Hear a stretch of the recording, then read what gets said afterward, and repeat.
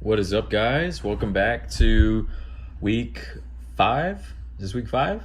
I like how we're already lost on the week. Maybe? Week 5, yeah, I think it's week 5.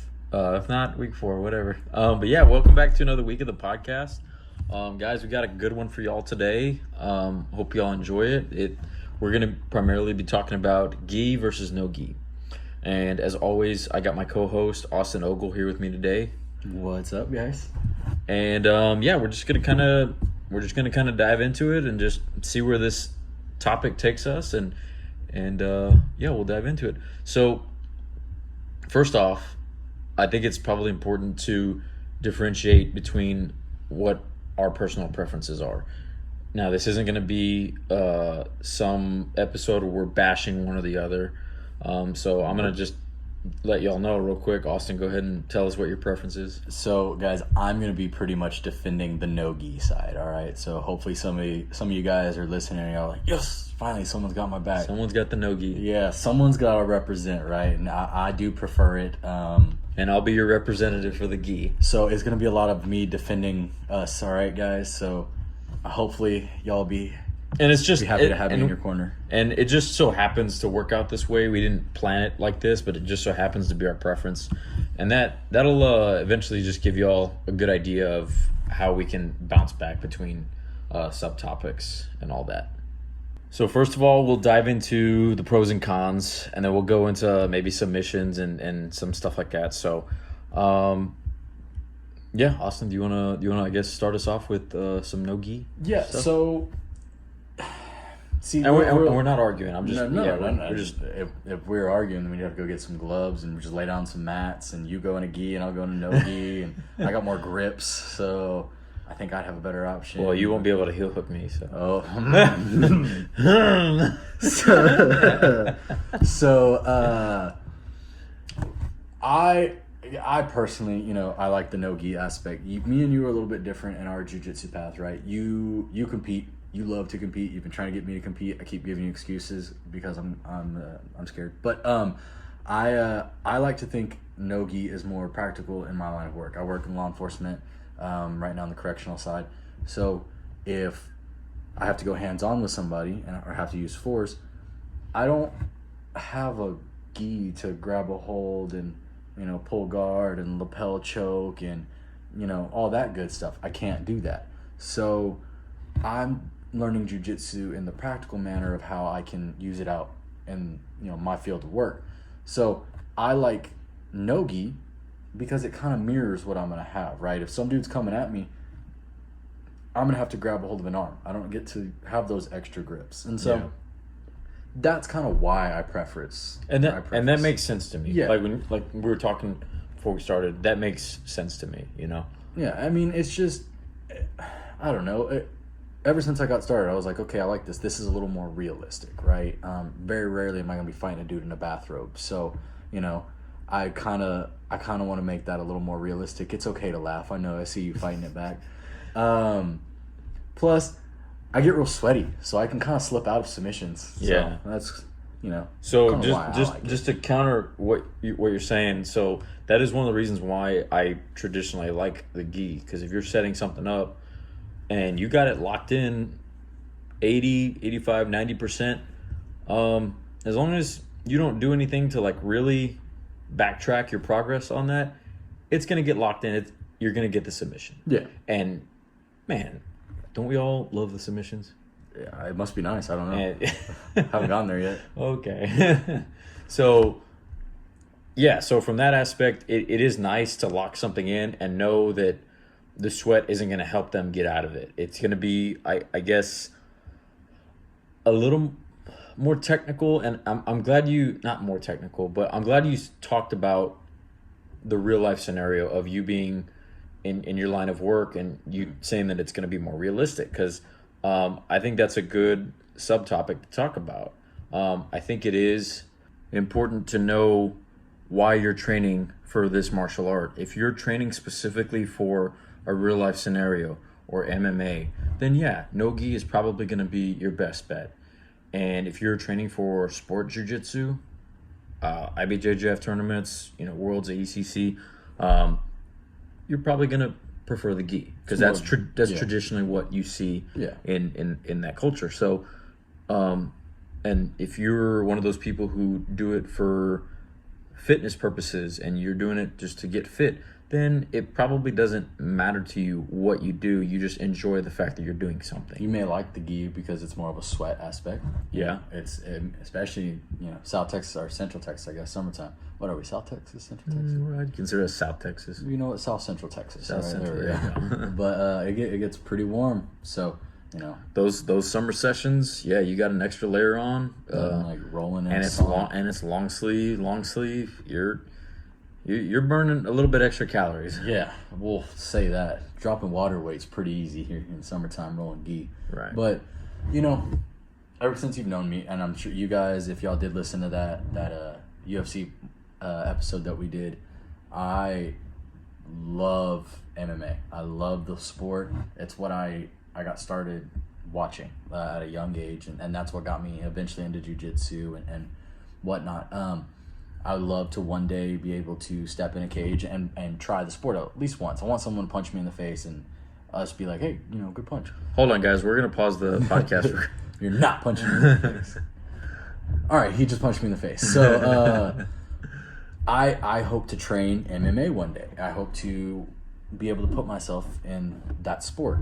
So I think that's another reason why, I like the no-gi aspect. When you sit here and you watch UFC, which we do every weekend, these guys, they'll tell you, if you listen to their interviews, which I do all the time, why am I going to train in a gi when I'm in fight camp? I'm not going to fight in a gi. Why would I train in a gi? Right. And unless you're doing it specifically to lose that water weight or whatever, then it just doesn't make sense to do it. And that's what they said. They'll use it as, sweat sessions. They'll use it for, it's always still good to kind of go back to your roots and go traditionally. Sure. Every now and then. You don't want to forget it. But, I've heard Joe Rogan talk about it. If you want to get better at no-gi, then train no-gi. If you want to get better at gi, then train in a gi. You don't want to, why would you train gi to get better at no-gi? Or train no-gi to get better at gi? It just doesn't make sense. So, obviously I say this, and I train in the gi most of the time. But those days that we do get to go and have a little no-gi session, I like those days. Those are the days you're like, if I don't make it, I don't make it. Those are the days like, I got to make it. So, we got a little give and take here. Yeah, but. And so I definitely agree with what you're saying as far as like the realistic aspect. But then as far as some scenarios go out in the real world, one of the things I like to, I guess, show people as an example of in the real world is, if you're going to a fancy dinner party and what? I see you smirking over there. You already know where this is going. Idea. So you go to a fancy dinner party or something where you dress up. What is a man traditionally going to wear? He's going to wear slacks, gi bottoms, and he's going to wear a blazer, gi top. So you don't have the belt, but I guess technically you do get the belt. But just throwing that scenario out there, I know it doesn't correlate the same. If that's the case, then you're only going to be fighting a brown and a black belt. It's very rarely is a dude going to be in a white dress belt. But okay, good point. Yeah, or purple. Or purple. That would be a loud suit if it was. But I get what you're saying. But let's say we're out on the street. You're out, hanging out with friends out at a bar, right? And someone starts mouthing off, things get heated, as they may do sometimes, and, you have to defend yourself. The dude's wearing a t-shirt. Am I going to Hulk Hogan his t-shirt to create two lapels and wrap it around? No. Wait, hold on. Put this gi top on real quick. You want to fight? Put on this gi. Let's do it. No, it's not going to happen. Like, he may be wearing shorts, too. It's Texas. It's hot. What am I going to do? I'm not going to... And I'm not defending the real life scenario of gi versus... Yeah. But what I am saying is that to take it a different direction, there is a nice aspect of having the gi on that inculcates the martial arts, the culture. Yeah, 100%. Right? And at that, I cannot agree enough with you on that. The reason I train gi most of the time, one, that's what we do, but two, there's something about putting on the gi top, tying that belt, walking in, and doing that salute when we walk onto the mats that now I'm in the mind of We are training martial arts. We have respected the sport. We're back to the roots. We are continuing the path that was initially set by the pioneers. And we're continuing the beautiful art that we love to, incorporate in today's society. So putting on a gi is still something that I find so much comfort in. But if I had to choose, take it off. Yeah. And it's not to say that like no-gi doesn't respect the sport of what it is or your lineage for whatever it is, because different lineages are definitely going to play a factor too. If you have someone coming from Brazil, you're traditionally going to be gi based, and I mean that's probably how they grew up, and their culture is different from the way America took jiu-jitsu and ran with it. It's definitely more no-gi based. So you just kind of have that give and take there. I want to say with the no-gi, I do notice sometimes, like whenever we step on the mat, there is a slight relaxation factor. Yeah, as far as like, oh, we're in no-gi, and you have some of these rash guards that look very vibrant and colorful, and they got some loud details, and it's just a different, not to say one's better than the other, it's just a different preference, really. And it is 100% more laxed, and that aspect of it, it's cool every now and then. I think a no-gi session in a Friday and a long week of training, that's pretty fitting, right? Yeah. A Friday night session before you go enjoy the weekend. That's a good analogy of it. I think that's what I would consider no-gi. No-gi is casual Fridays. Casual Fridays, yeah. But Monday through Thursday, suit and tie. Suit and tie, baby. And oh, what? Suit and tie? Oh. All right, I'm out of here. Loop joke. Cross collar, let's do it. There you go. But spider guard all day. Yeah, oh my gosh. But no, and that is a very, very true thing. It is a lot more laxed, and you do kind of lose a little bit of that tradition when you go into that aspect, or go into a no-gi aspect. And not to say that it's a good or bad thing, but I don't know. Let me take this. Are you trying to sway me here, man? Let me take this a different direction, and I think this is going to actually probably benefit your talking point. But good. So for most people that train jiu-jitsu, for the other majority that don't train, you really don't need to know that many no-gi submissions in order to control somebody in the real world. If they don't train, if you have a guy that doesn't train, and you have a guy that does train, say he's been training for 2, 3, 4 years, and say he's got a good mix of gi and no gi, and this guy who's never trained before starts an altercation, they get into a fight. You don't need to know fancy no-gi techniques in order to bring the situation to a relaxed state. Yeah. You know what I'm saying? Yeah. Now, if you got two people that train, then it becomes a brawl, and it becomes this thing, and we don't need to dive into that rabbit hole. But what I'm saying is, for gi purposes, I think the gi benefits people who mainly put themselves in the sport aspect. Yeah. So, I mean, I know we've already touched on that, but that was just a subtopic thought that I had. So I just wanted to add that real quick. Yeah, I mean, you're wrong. You're not wrong. Like, I agree with you 100%. And, love both. And, some of the pros and cons of it, Like, let's see. I'm going to give you a pro. No, you know what? I'm going to let you do your pros for your... Pros for gi? Yeah, for your bathrobe rolling. But, some pros for me out of the no-gi aspect is it's easier to escape. Someone like me who's very defensive minded, when I get on the mats, I'm not that attack mentality. I'm more of a set up sweeps, transitions. I don't like to be people crushing on me. How do I get out of this?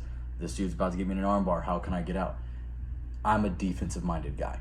So it works more for my game. I can get out of stuff. You don't have the robe to, keep me dry. And I sweat a lot. That perspiration kind of helps me. I mean, it's like, I think to counter what you're saying just a little bit, I take the exact same stance, but in the opposite perspective. So I know we touched on it at the beginning, but if a submission is locked in, you don't have that sweat layer. You have cloth now protecting them from escaping. Yeah. And I think it slows things down a little bit. I think you're able to sometimes mentally see more during the roll in gi, because no gi, in my opinion, in my experience, has tended to be very fast paced. Yeah. It's a very athletic man's game, which, not to say you can't be unathletic and be really good at no gi. There's people out there, and we roll with them all the time. Maybe that's why I'm not good at no gi, because I'm not athletic. I just, wow, light bulb. So, I mean, I do think that is a talking point of it, though. Like, I do think there's more scrambles, there's more escape opportunities, there's more transitionary work in the no-gi. You're going to have those people who, and just off the top of my head, the people who tend to be a little bit younger and a little bit quicker and more scramble-based, it's going to push the pace a little bit. You're going to get into a lot more... And going at that pace, you might not be able to see some of the things that you would if you're rolling in the gi. Yeah. Because you are able to slow things down a little bit. Yeah. So, from my perspective, I think that is one of my preferences and the pros of the gi. It slows things down a little bit. And, I didn't actually think about that beforehand. When we decided to do this topic, I was easy. I can defend no-gi and stuff like that. These are my pros and my pros. But that wasn't one that popped in my mind. Go watch a no-gi grappling match, and these dudes are all over the place. It's like spider monkeys going at each other. It's hard to kind of see what's happening because it's happening so quick. But you're right. I mean, it really does slow the game down in the gi. I mean, it's hard to break someone's grip when they grab a hold of your sleeve. So you got to slow it down and think about, okay, well, what can I do here, stuff like that. It's easier to hold somebody down in a gi. Yeah, I mean, dang, that was a good point. That was a really good point. If I had my hat on right now, I would tip it to you. So I think that point kind of hit that light bulb phase whenever I was doing my first blue belt tournament, and it just going from a white belt tournament to a blue belt tournament. Guys, if y'all haven't ever competed, I'm a huge advocate for competing. Get out there, compete, just try it out. Worst case scenario, you lose, you try again, you come back next time stronger. Going from white belt tournaments to blue belt tournaments, everything seemed to slow down way more. Really? Like even just from gi to gi, gi white belt to gi blue belt, everything slowed down. And I don't know if it's you're playing this little back and forth game of chicken to try to see what they're gonna do, what you're gonna take versus what they take. But yeah, everything slowed down, and I think that's where I think I thrive. Are you saying it slowed in down my game from white belt gi to blue belt gi, or just it slowed from no gi to gi? Both. Both? Both, yeah. So like being in a gi in white belt, obviously you have the spazziness factor, and I was bad at it as a white belt, and I was atrocious. And blue belt, you're going into these matches, and you sense the calmness, like even from, and it's kind of nice. And so then you have that paired with the fact that it's gi, and you can slow it down in that aspect, and you can always go fast if you need to in certain. Do you think it's because at that point people are trying to do more of a bait and trap? Maybe that's why it's slowed down versus a control aspect? I think it's not necessarily control versus more of I'm trying to set a trap. I think at white belt, when I was in tournaments, I get the adrenaline dump, and I was immediately trying to go for whatever I could, and I was just trying not to get submitted, and you're trying to put your best foot forward, and you don't ever want to show up with your pants down, for lack of a better term. But I think in the blue belt, defensive tactic though. Donkey guard. Still don't know how that's a thing. I don't even want to know. Yeah. I don't even want to know. I'll show you after this. If y'all are listening to this, no, y'all can look it up. It's a legit guard apparently. You're gonna get a few laughs, so you'll enjoy that one, or maybe we'll post it on Okay. something. Anyway, it could be a bait and switch because you don't want to give away. Obviously, you don't want to give away your game plan right off the jump. And if you kind of wait, you can kind of let them come into what your game would be. Yeah. So Well, I know. So whenever I went, I guess it was just kind of a mindset thing when I did that from white to blue belt. I did have that mindset of slowing everything down, but it was more of a slowing it down so I wasn't gassing myself. But I caught myself thinking in that bait and trap kind of thing. So I didn't know if maybe that I've never competed, so didn't really know if people were doing that in competition, which I imagine they are. another thing also, I think as you go along your journey is sometimes you don't go for things because and I'm still working on this as well. Sometimes you don't go for things because you want to see what somebody would prefer to go for. So oh, this person likes this guard. This person is not going to go for a takedown. This person's going to pull guard or whatever. And so it kind of puts you in the mindset of where their mindset is so that you can come back and attack and approach that situation differently. Okay. So Yeah. I don't know if that makes sense. That probably didn't explain that too well, but that's just kind of where that is. I'm sure somebody was following along. So I know we talked about some of the pros and cons. Let's talk about some of the submissions. Okay. We can always come back to some of the pros and cons as well. Let's talk about some of the submissions. This is also a pro for Nogi. Oh yeah, yeah. Some of these submissions are pros for Nogis. Yes. Guys that get choked a lot. So for any of y'all that follow IBJJF, they somewhat recently just added the fact that now instead of black belt level heel hooks and nogi, now you can brown and black belt levels can heel hook in nogi specific only. The gi is still the same in terms of no heel hooks, and that's always been a thing. I don't think that's going to change. I don't think it's going to change anytime soon. soon. There has been people out there who have discussed the possibility of adding heel hooks to the gi. That could be a potential podcast episode we talk about in the future, but not what we're talking about today. Safety, man. Safety. It's safety. Yeah, we'll get into it. We'll get into it another day.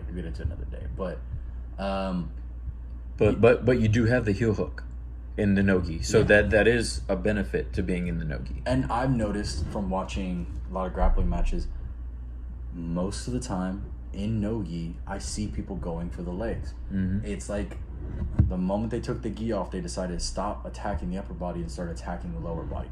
I don't know why. I see most grappling competitions ended via either rear naked choke or something to do with the legs. I don't know if there's like... Well, and arguably with the heel hook, and this is just my opinion, I think it requires the least amount of torque in order to get a submission. Mm-hmm. I mean, when it's in, it's in. Yeah. And good luck fighting it. And the injuries tend to happen whenever you tend to jolt out of things with any other submission. Yeah. But I think as far as the no-gi goes, to kind of touch on what we were talking about earlier, how Americanized the leg game is in jiu-jitsu, I think that is a big thing of why people go for legs. I think it is becoming a thing. I think it's still a fairly new thing. I think in the Brazilian culture, you didn't have people going for legs. Mm-hmm. You didn't have people. We this could be another subtopic we end up talking about. I think we should save this one for. No. I was talking about wrist locks. Oh. Wow, we were not on the same page. Well, yeah. So I was going for feet, and then even in the Brazilian culture, like if you go, and I haven't been, but I've read some articles that say if you end up tapping somebody with the wrist lock. I love wrist locks, don't get me wrong, but in some cultures, some gyms, they frown upon that, and I don't know why. Wrist lock is one of the most versatile submissions there is. So. I hate getting put in wrist locks. I hate it. I will give you credit for it every time because they're not easy to get on somebody. They're tricky. But, man, I hate them. But I actually tapped to one today, so... tapped to one of many a days. But, I think with the whole no-gi thing, everyone's attacking legs, stuff like that, I think it's more of when rolling no-gi, you got people that like to invert, they like to flip, they like to do stuff like that. You see more of that in the no-gi versus the gi aspect. I think it's, when you see somebody flipping, what's the first thing that's going to come in front of your face? A leg, a foot, an ankle. Just reach up and snatch that thing, and there you are. You're in a submission. And I wonder if that may be why. Like I said, I don't compete. I don't know. And I really don't do no-gi very much. I enjoy it when I do get to do it, and I get really excited about it. But I think maybe that's what it is. Is there more of a catching something real quick? And that's kind of, with how quickly you're moving, right? There's a lot of scrambles. There's a lot of fast transitions, stuff like that. Things are passing in front of your face. You're just going to grab the first thing that you can. Versus in the gi, pulling someone's sleeve, setting it up, pulling the lapel around, passing it over, reaching down, grabbing a pant leg, something like that, where you are able to actively work into a submission. Versus that no-gi where you're losing grips, so you're grabbing what you can. I think from an inversion defensive perspective also, and this is just my opinion, I don't really know if you're looking for knee bars. At least I'm not at my level. I can't defensively look for a knee bar submission while somebody's inverting on me. Yeah. I'm sure they're there. I'm sure I don't see them, or maybe I'm just not at that level yet. Yeah. I'm not really thinking about ankle locks. I'm not really thinking about calf slicers. Calf slicers, maybe a little bit sometimes, but the main two things that I'm thinking of whenever defensive, somebody's inverting, and I'm trying to figure out a way to attack, is a toe hold and a heel hook. And if you're in a gi, you can't heel hook. So what's the next one that I think people traditionally flock towards? It's the toe hold. And that's still a very good submission. You think toe hold over the straight ankle? Because I feel like I see most people... For, like, inverting, if I'm getting berimbolo... Oh, for inverting. Okay. Right. If somebody's inverting and they're boloing me and I'm trying to look for that leg that's about to pop out, I'm not thinking ankle lock, knee bar, or calf slicer. I'm typically thinking heel hook or toe hold. Yeah. And if we're in the gi, that kind of takes the heel hook out of the question. Yeah, now it's like, okay, if I can get it, it's kind of a Hail Mary at that point. It is. But you catch it, and you go for the toe hold. The toe hold's still a very, very decent option.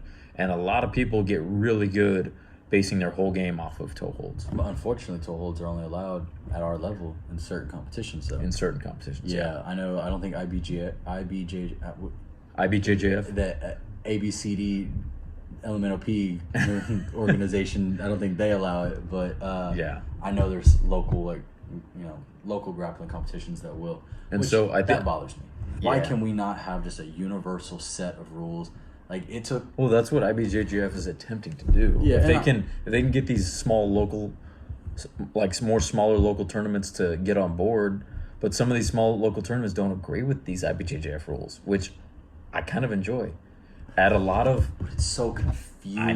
I know. When you go out to a baseball field and you play baseball, you know the rules, right? A 3-pointer in basketball is a 3-pointer in basketball, no matter what team you're playing, no matter what country you're playing, right? That's a rules. If we can get, I'm not disagreeing with you. I fully agree with you. I'm gonna get on this soapbox for a There you second. go. All right, Get up there. Yeah, it's not a big one because I don't have a lot of stats, but I'm just saying every sport you play, you know what the rules are. Everybody knows what the rules are, right? Yeah. Even the youngest sport out there right now, and MMA is probably not the youngest sport out there, but a very new sport really to the world, and mixed martial arts has a rule set.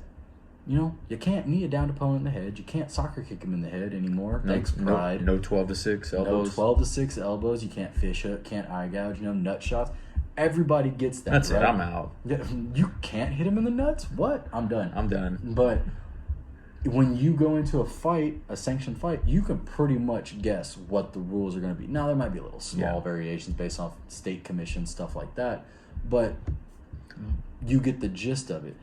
I just don't understand how you can go into a small rolling or jiu-jitsu tournament. Local tournament, Yeah, and be tapped to stuff that you maybe don't train for because when you go do the bigger tournaments, you can't use them. Yeah. So it's a very murky situation, and it's a gray area, and trust me, it frustrates me too. But I think you brought up a really good point to always check the website or check the rules to see what submissions are allowed.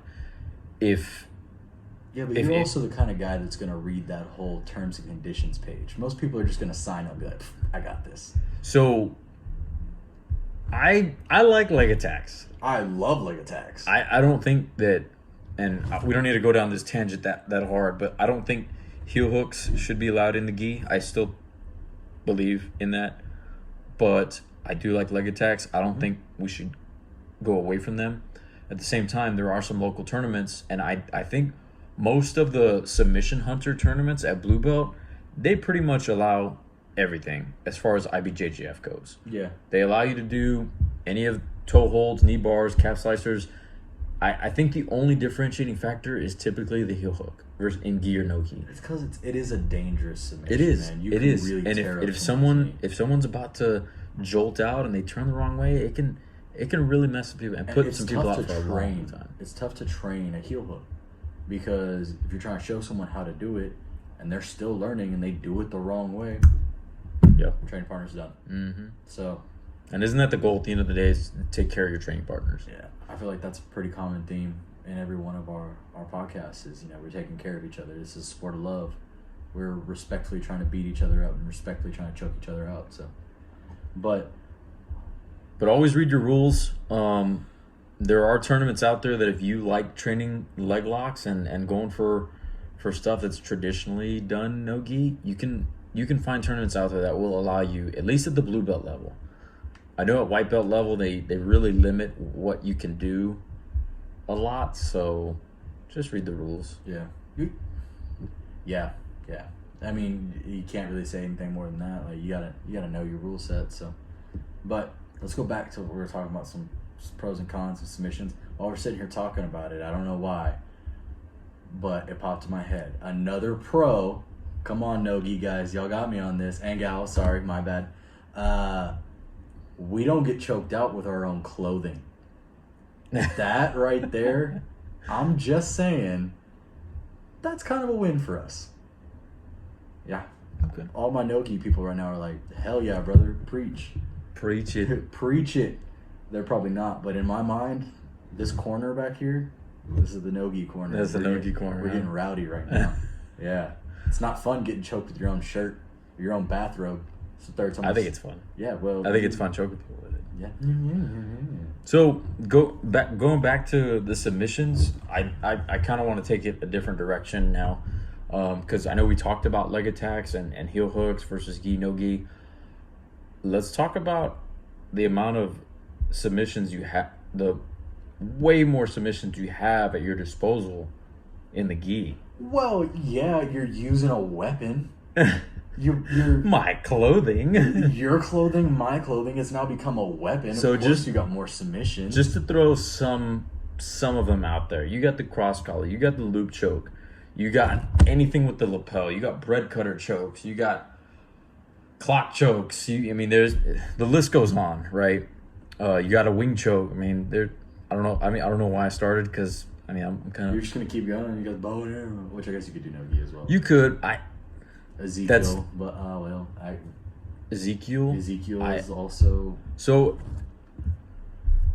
another subtopic. I'm glad you brought that up too.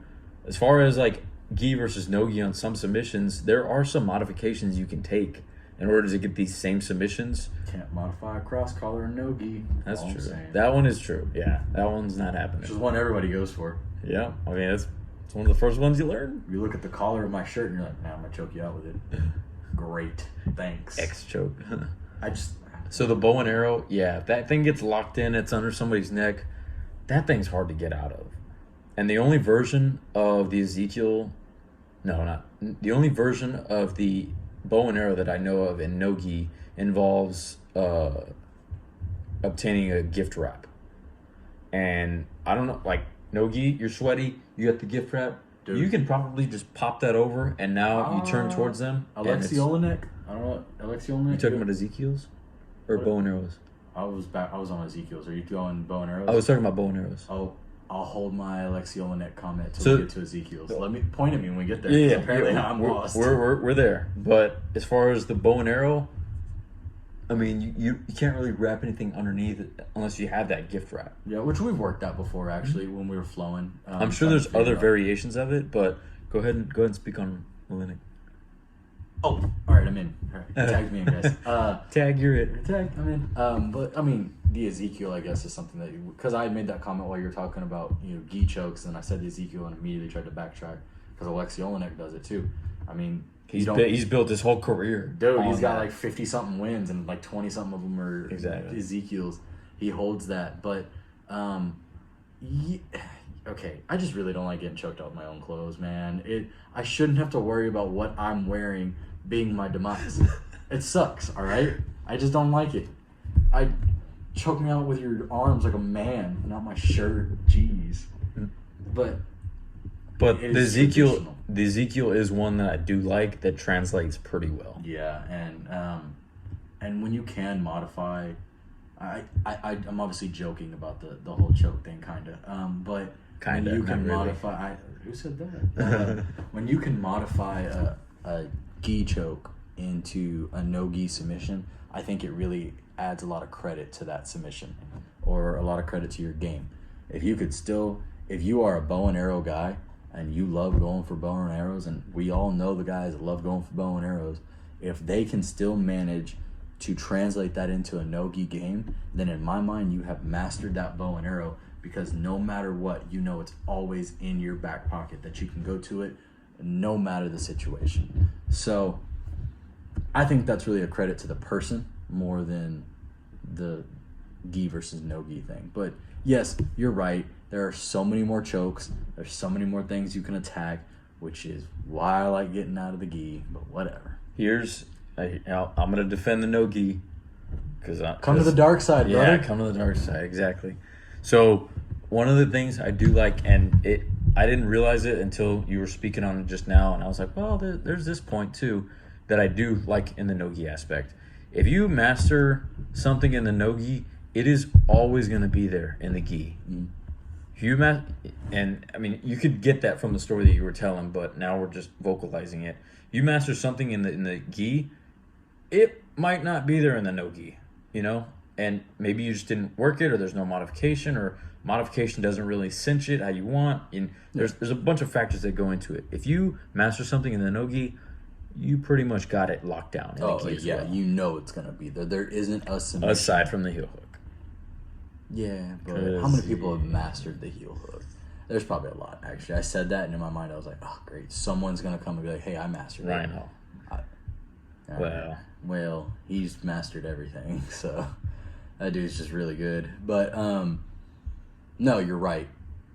If you got it in no-gi, it's always there in gi. You always have that in your back pocket. But just because you got it in gi doesn't mean you have it in no-gi. Yeah. So your A game translate from no-gi to gi, but he tipped his cap, guys. Your A game translate from no-gi to gi, but your A game may not translate from gi to no-gi. Yeah. So, guys and gis, take those things off. You'll get better eventually. Guys and gis, or no gis, we can hold our own. Put some clothes on. Look, man, it's just a real tight shirt, all right? It is more laundry to do. That's where you go to? Yeah. I mean, dude, at the end of the week, like, I only have so many gis that I cycle through. Like, in my closet, I have my gi. I wear the next one that's in line. I go, I get it dirty, I wash it, it goes to the end of the line. I wear the next one, and then, if you're going 4 or 5 times a week, well, 6. It really sucks when you accidentally forget it in your trunk for a couple of days. Who did that? Oh, just found mine the other day. I wonder where that blue gi went. But it's a lot less of a thing to throw in the wash. You just throw on your rash guard, your shorts, and anything is no gi. Honestly, what I'm wearing right now, technically no gi. Basketball shorts and a t-shirt. Technically, yeah. Technically, right now, it does help from a bacteria perspective, I think, to have rash guards. Just because it locks things in. You mean like under your gi, or are you just talking about in general? Even under your gi, or even from? I'm all natural, baby. Yeah, there you go. I'm all natural under that gi. Speaking of, actually, I have one more talking point that we can probably talk about and then call it if you don't have anything. That's fine. Once again, we said this one was probably going to be pretty short. Yeah, and then now it comes 30, 35, 40 minutes in. How long were we off topic? We're off topic right now. Well, no. This one's going to tie into no-gi actually. Oh, Whoa. guys, we got him. I'm gonna bring up Eddie Bravo, and so one of the things that if you know Eddie Bravo and you know what he likes to do, he's a 10th Planet guy, the founder of 10th Planet, Americanized Jiu-Jitsu, basically no-gi schools, lot of no-gi stuff. Anyway, you get the point. If you watch how he likes to roll, and he was actually saying this in an interview, he likes to wear a long sleeve rash guard, and he actually likes to wear gi pants. Gi pants, I've always seen it, yeah. And they asked him in an interview one time, I forget what interview, maybe we can link it in this description so y'all can go check that out. I'm about to learn something right here, aren't I? But he said, maybe, Oh, you probably already know this. I don't. So he said whenever he likes to throw the lockdown in, the gi helps grip things more. Okay. So he likes having that strength power, and from an upper body perspective of upper body submissions, he likes being able to slip out of stuff. Yeah. And I think there's a certain aspect that goes with, do you wear like long sleeve spats, or do you wear long sleeve shirts, or short sleeve rash guard and you know, shorts or whatever, because there's a skin aspect that comes into it versus the slipperiness. Man, I've never really thought about it. And for that reason specifically, he said since he is attacking legs, he likes the gi pants because it grabs and it's still considered no gi. Man, now I can't just go out there with anything, because now apparently there's tactics to not having a gi. What the heck? I'll try to find that interview with him, and I'll try to see if I can post it, because it's an interesting part of the interview. Josh, you just blew my mind right now. Did I? I dropped some knowledge How on am I you. supposed to go to sleep tonight? Now I'm gonna be like, what am I gonna wear for no-gi? I mean, I can choke you out real quick. True, fair enough. You go 20-second power nap. Go put your gi on first though. Yeah, choke me on my own clothes. So, do you have anything else? I think we feel like we've touched some topics. There's probably some stuff we missed. Oh, we always miss some stuff. But yeah, like I said, that was a good discussion. I said last week we don't have Jamie to sit here and tell us like, hey, y'all are, here's some facts to talk about. So we'll eventually get a Jamie to come in and look stuff up. That way we can, while we're doing this in the video format, eventually will happen one day. Will eventually happen. We'll Things are in the works. We'll add some elements to this podcast once we get the video aspect, make it a little more lax. We can light a candle, set the mood, knock a few drinks back maybe. Hopefully we don't light a candle to set the mood to get a little weird. Yeah. But so anyway, that's our episode for the week, guys. Let us know what you think. And as always, we will see you next week. Yeah, hopefully you guys enjoyed it. We had a good time. I had fun. I'm sure you did too. So we will see you guys next week. Hope you all enjoyed, and everyone get out there, get rolling.